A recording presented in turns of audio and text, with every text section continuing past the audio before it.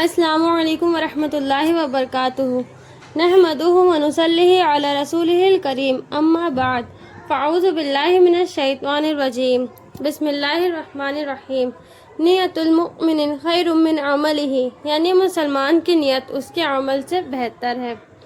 اعوذ باللہ من الشیطان الرجیم رب اشرح لی صدری ویسر لی امری واحلل عقدۃ من لسانی یفقہوا قولی۔ گائز، آج ہم آپ سے ایک ایسے نبی کا ذکر کرنا چاہتے ہیں جن کا نام آتے ہی صبر یاد آ جاتا ہے۔ اگر دنیا میں صبر کی مثال دی جائے تو حضرت ایوب علیہ السلام کا نام ضرور لیا جاتا ہے، لیکن ایک سوال ہے، اگر ایک ہی دن میں آپ کا کاروبار چلا جائے، اگر صحت ساتھ چھوڑ دے، اگر اپنے لوگ بھی دور ہو جائیں، تو کیا ہم اللہ کا شکر ادا کریں گے یا شکایت؟ حضرت ایوب علیہ السلام کو اللہ تعالیٰ نے بہت سی نعمتیں عطا فرمائی تھی، مال تھا، اولاد تھی، صحت تھی اور لوگ عزت کرتے تھے۔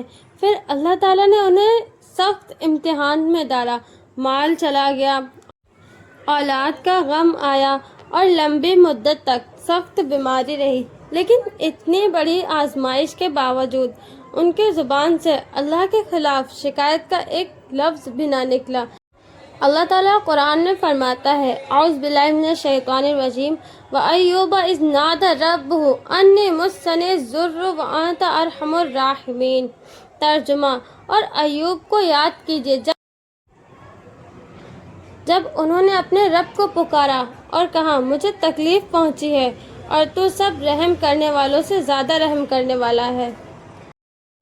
مختصر تفسیر میں غور کیجیے، حضرت ایوب علیہ السلام نے یہ نہیں کہا، یا اللہ تو میرے ساتھ ایسا کیوں کیا، آپ نے ایسا کیوں کیا؟ انہوں نے صرف اپنی حالات عرض کی اور اللہ کی رحمت کا وسیلہ دیا۔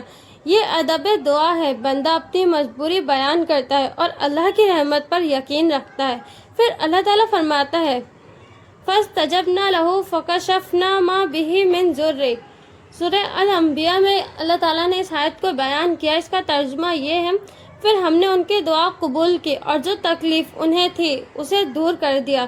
دیکھیے، اللہ نے انہیں بھلا نہیں دیا تھا، اللہ ان کے آہ سن رہا تھا، اللہ ان کے آنسوؤں کو دیکھ رہا تھا، لیکن اللہ کا فیصلہ اس وقت آیا جب ان کی ہمت کے مطابق بہترین تھا۔ میرے پیارے دوستو، کبھی ہم 2 دن دعا کرتے ہیں اور تیسرے دن مایوس ہو جاتے ہیں۔ حضرت ایوب علیہ السلام نے لمبی مدت تک صبر کیا، لیکن امید کا دامن نہیں چھوڑا۔ آج ہم چھوٹی سی پریشانی میں کہتے ہیں، اللہ میری دعا سن رہا ہے، لیکن یقین رکھیے، جس اللہ نے ایوب علیہ السلام کی صدا سنی، وہ آج بھی اپنے بندوں کی صدا سنتا ہے۔ بس فرق اتنا ہے کہ ہمیں اپنی گھڑی کی جلدی ہوتی ہے، جبکہ اللہ اپنی ہمت کے مطابق بہترین وقت پر فرماتا ہے۔ ایک بات ہمیشہ یاد رکھیے، صبر کا مطلب یہ نہیں ہے کہ درد محسوس نہ ہو۔ حضرت ایوب علیہ السلام کو بھی درد تھا۔ صبر کا مطلب یہ ہے کہ درد کے باوجود اللہ پر بھروسہ کم نہ ہو۔ جب دل ٹوٹ جائے تب بھی الحمدللہ، جب دعا دیر سے قبول ہو تب بھی الحمدللہ، جب لوگ سمجھنا چھوڑ دیں تب بھی حسبنا اللہ و نعم الوکیل۔ کیونکہ جو اللہ پر بھروسہ کرتا ہے وہ کبھی حقیقی مایوس نہیں ہوتا، نہ تنہا ہوتا ہے۔ کبھی ایسا ہوا ہے کہ آپ مسکرانے کی کوشش کر تو رہے ہیں، لیکن دل کے اندر طوفان چل رہا ہے۔ لوگ آپ سے پوچھتے ہیں، سب ٹھیک ہے؟ اور آپ صرف اتنا کہہ پاتے ہیں، الحمدللہ، لیکن اللہ جانتا ہے کہ دل کتنا بھاری ہے۔ اور اب ہم ایک ایسے نبی کا ذکر کریں گے جنہوں نے صرف چند دن نہیں بلکہ سالوں تک اپنے بیٹے کی جدائی کا غم اٹھایا۔ وہ نبی تھے حضرت یعقوب علیہ السلام۔ ان کے لاڈلے بیٹے حضرت یوسف علیہ السلام ان سے جدا کر دیے گئے تھے۔ بھائیوں نے حسد کی وجہ سے یوسف علیہ السلام کو کنویں میں ڈال دیا اور گھر آ کر جھوٹی کہانی سنا دی۔ ذرا سوچئے، ایک باپ کے دل پر کیا گزری ہوگی، جس بیٹے کو ہر روز اپنی آنکھوں کے سامنے دیکھا تھا، آج اس کا کوئی پتہ نہیں، نہ کوئی خبر، نہ کوئی نشان۔ لیکن اس سب کے باوجود حضرت یعقوب علیہ السلام نے اللہ سے بدگمانی نہیں کی۔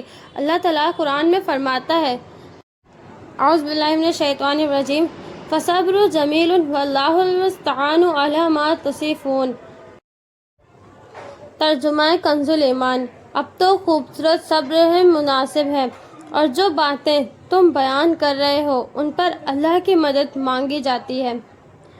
مختصر تفسیر میں بتایا گیا ہے، علامہ نے بیان کیا ہے کہ صبر جمیل وہ صبر ہے جس میں بندہ لوگوں کے سامنے شکایتیں لے کر نہ پھرے بلکہ اپنا معاملہ اللہ کے حوالے کر دے۔ یعقوب علیہ السلام کو درد تھا لیکن ان کا بھروسہ اللہ پر اس درد سے بھی زیادہ مضبوط تھا۔ گائز، ہم چھوٹی سی پریشانی میں کہتے ہیں میری زندگی ختم ہو گئی ہے، لیکن قرآن ہمیں سکھاتا ہے تکلیف کے وقت پہلا جملہ مایوسی کا نہیں، اللہ پر توکل کا ہونا چاہیے۔ پھر آگے چل کر اللہ تعالیٰ حضرت یعقوب علیہ السلام کا ایک اور جملہ نقل فرماتے ہیں، اعوذ باللہ من الشیطان الرجیم، انما اشکو بثی وحزنی الی اللہ، میں تو اپنی بے چینی اور اپنا غم صرف اللہ کے ہی سامنے عرض کرتا ہوں۔ دیکھیے، یعقوب علیہ السلام نے یہ نہیں کہا کہ انہیں غم نہیں تھا، انہوں نے یہ بھی نہیں کہا کہ وہ روتے نہیں تھے، بلکہ قرآن بتاتا ہے کہ غم کی شدت سے ان کی آنکھیں سفید ہو گئی تھیں، لیکن انہوں نے اپنا درد اللہ کے سامنے رکھا۔ یہ ہمیں ایک عظیم سبق دیتا ہے کہ رونا ضروری نہیں ہے، نہ کمزوری ہے۔ اللہ سے اپنا درد کہنا انسان کی علامت ہے۔ کمزوری یہ ہے کہ انسان اللہ سے امید ہی چھوڑ دے۔ آج کتنے لوگ ہیں جو تنہا کمرے میں روتے ہیں، تکیے کو آنسوؤں سے بھگو دیتے ہیں، لیکن اللہ سے بات نہیں کرتے۔ یاد رکھیں، جب دنیا آپ کی بات نہ سنے تب اللہ سن رہا ہوتا ہے، جب کوئی آپ کے آنسو نہ دیکھے تب اللہ ہر آنسو گن رہا ہوتا ہے، اور جب ہر دروازہ بند نظر آئے تو اللہ کا دروازہ کبھی بند نہیں ہوتا۔ اگر آج آپ کسی اپنے کی جدائی میں ہیں، کسی بیماری سے گزر رہے ہیں، یا کسی ایسی تکلیف میں ہیں جس کا ذکر بھی کسی سے نہیں کر پاتے، تو یعقوب علیہ السلام کا یہ جملہ اپنے دل میں بسا لیجئے، انما اشکو بثی وحزنی الی اللہ، میں اپنا غم صرف اللہ کے سامنے رکھتا ہوں۔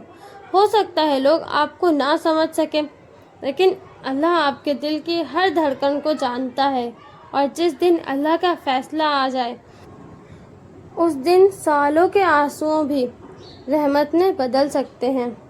اعوذ باللہ من الشیطان الرجیم، اللہم اجعلنا من الصابرین وارزقنا صبرا جمیلا وفرج ہمومنا واغفر لنا ولوالدینا انک انت السمیع المجیب، آمین ثم آمین۔ یا اللہ، ہمیں صبر کرنے والوں میں شامل فرما، ہمیں خوبصورت صبر عطا فرما، ہمارے غم اور پریشانیوں کو دور فرما، ہمیں اور ہمارے والدین کو بخش دے۔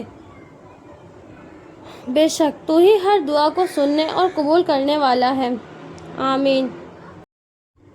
وآخر دعوانا ان الحمد للہ رب العالمین۔ اور آپ سے ایک چھوٹی سی گزارش ہے، انشاءاللہ اس سیریز کا اگلا پارٹ بھی تیار کیا جائے گا۔ آپ ضرور بتائیں کہ اگلا پارٹ کس ٹاپک پر سننا پسند کریں گے، اپنی رائے کمنٹ میں لکھیے۔ اگر آپ کی تجوید اس سیریز کے مقصد کے مطابق ہوئی تو انشاءاللہ اس پر بھی بیان تیار کیا جائے گا۔ اللہ تعالی ہمیں قرآن اور سنت سے ہدایت حاصل کرنے اور اس پر عمل کرنے کی توفیق عطا فرمائے، آمین ثم آمین۔ السلام علیکم ورحمۃ اللہ وبرکاتہ۔